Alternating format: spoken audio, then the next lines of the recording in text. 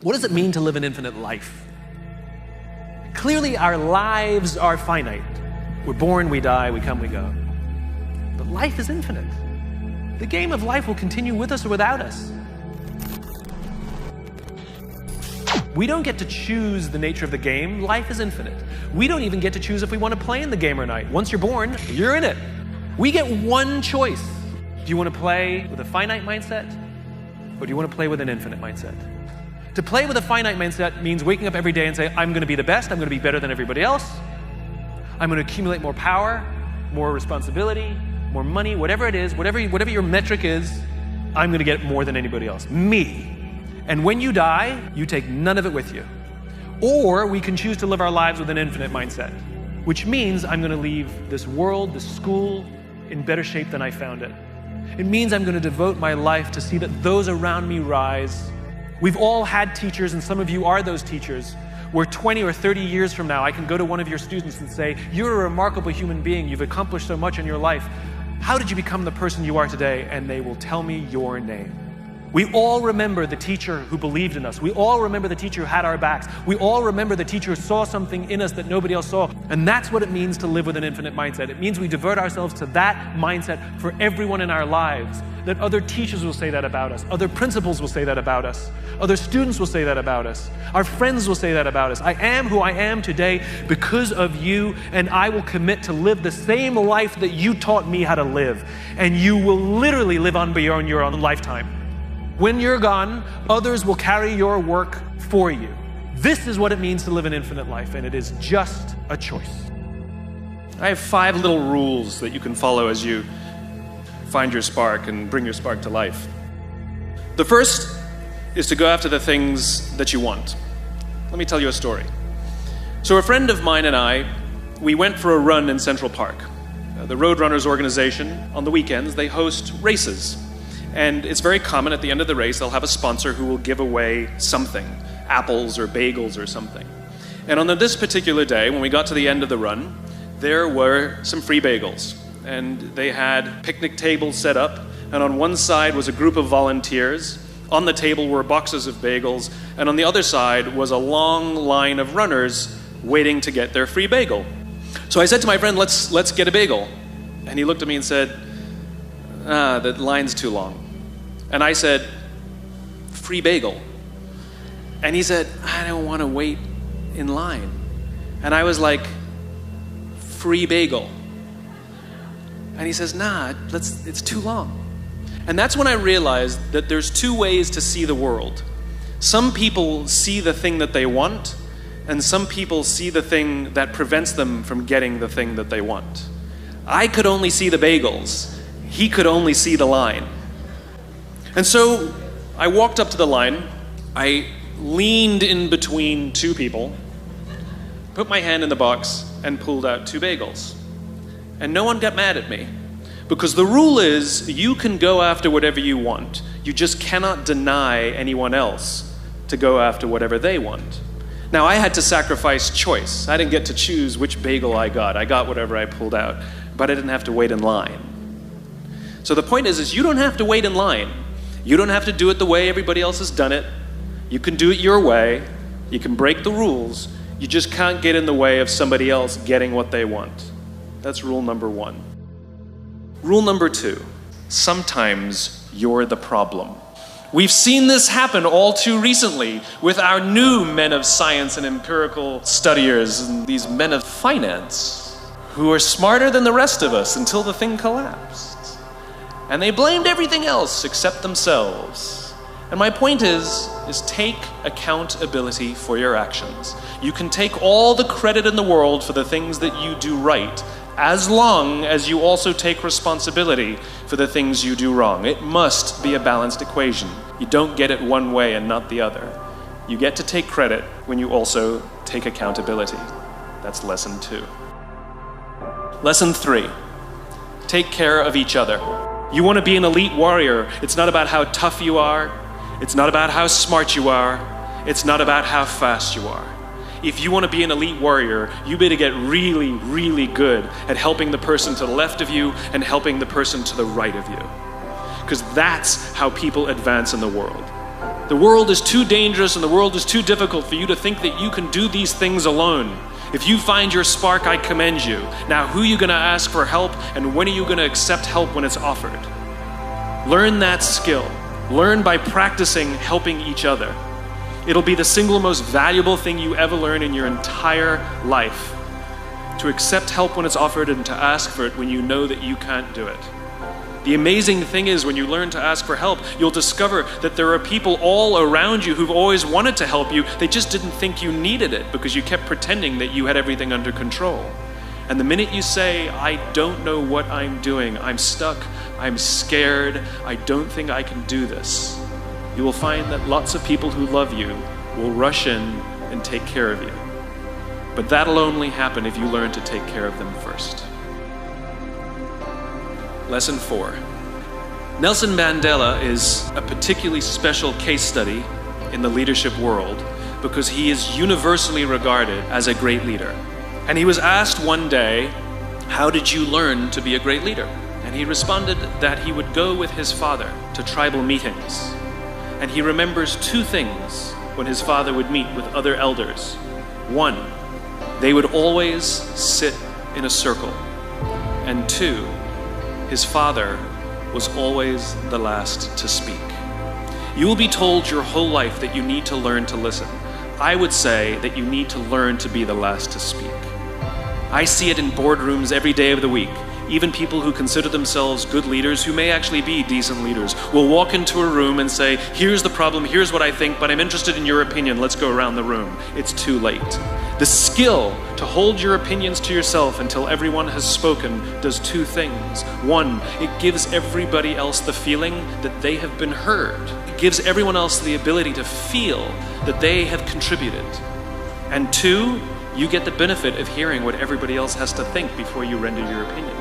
If you agree with somebody, don't nod yes. If you disagree with somebody, don't nod no. Simply sit there, take it all in, and the only thing you're allowed to do is ask questions so that you can understand what they mean and why they have the opinion that they have. You must understand from where they are speaking, why they have the opinion they have, not just what they are saying. And at the end, you will get your turn.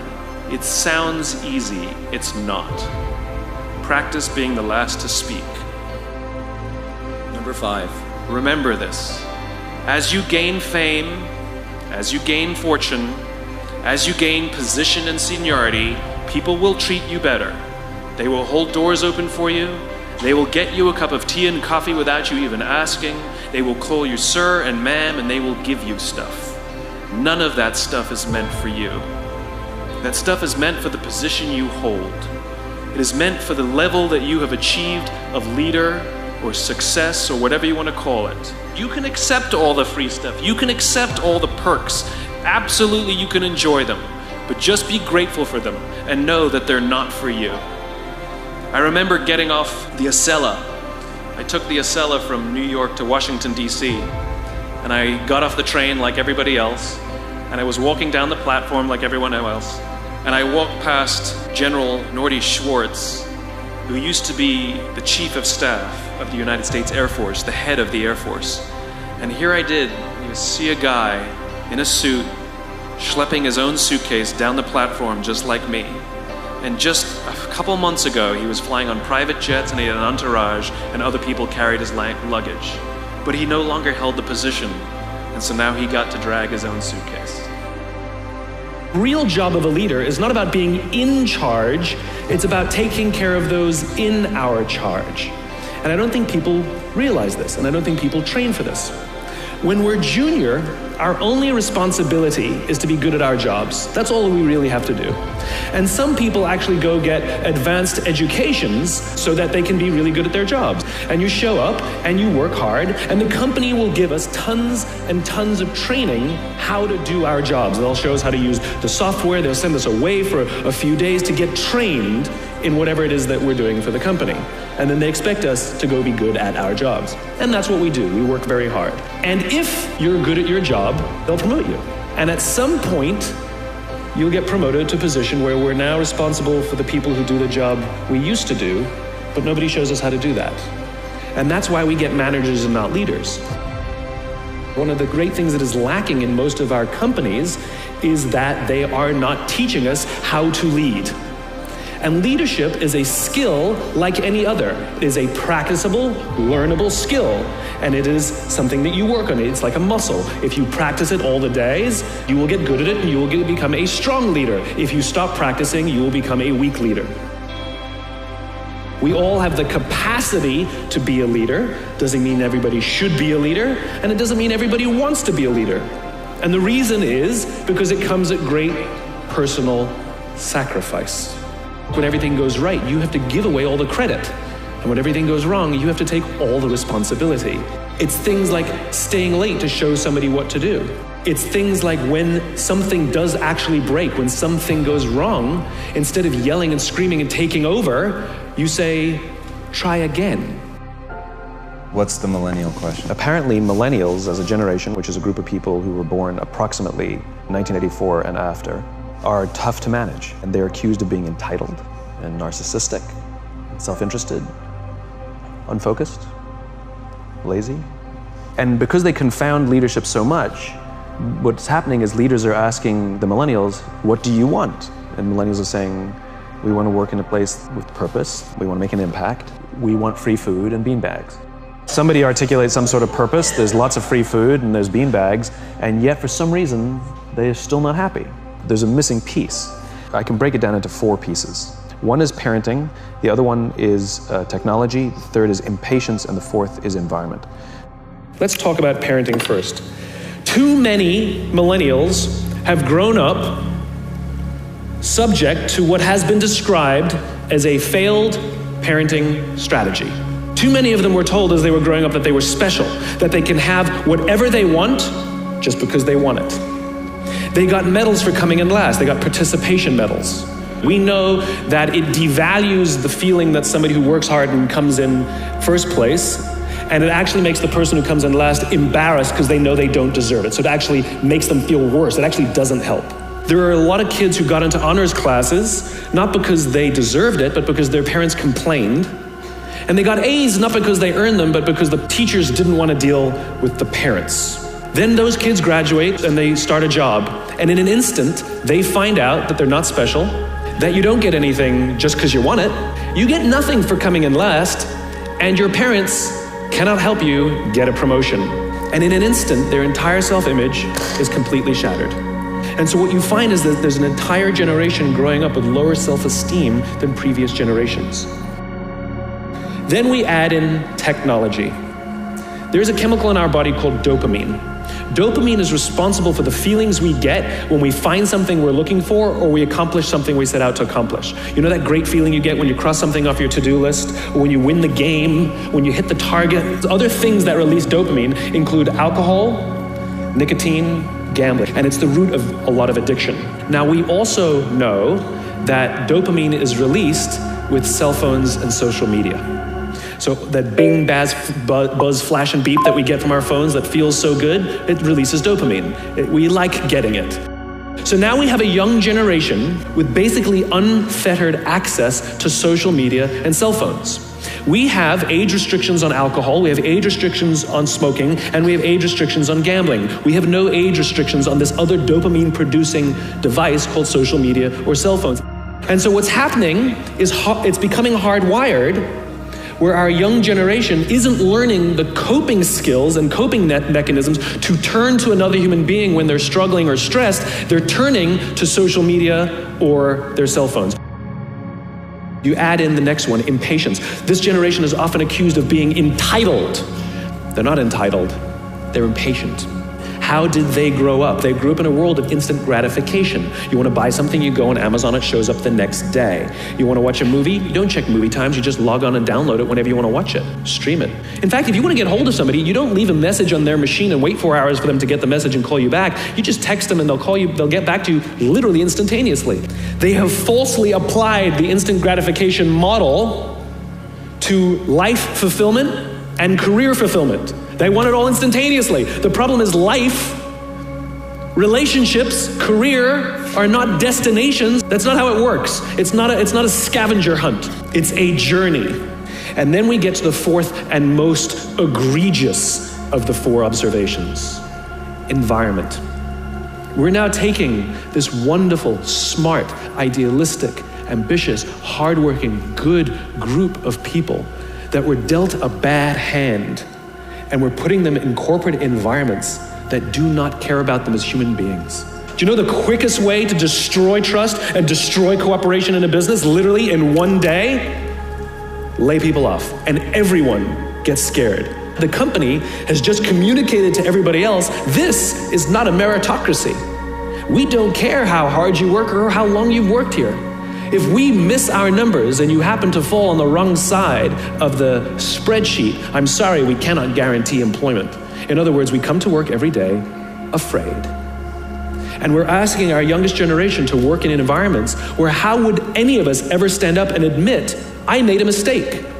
All of these things no one would ever admit inside a company because it puts a target on your head in case there's another round. And so we keep it to ourselves. And we've literally created cultures in which every single day everybody comes to work and lies, hides, and fakes. And we're asking our youngest generation to work and succeed and find themselves and build their confidence and overcome their addiction to technology and build strong relationships at work. We're asking them to do this, and these are the environments we've created. What are we doing? Point is we now, in industry, we now have a responsibility to make up the shortfall and to help this amazing, idealistic, fantastic generation build their confidence, learn patience, learn the social skills, find a better balance between life and technology, because quite frankly, it's the right thing to do. This is what empathy means. It means if there's an entire generation struggling, maybe it's not them. We're not asking these questions. We are not practicing empathy. We have to start by practicing empathy and relate to what they may be going through, and it will profoundly change the decisions we make. It will profoundly change the way we see the world.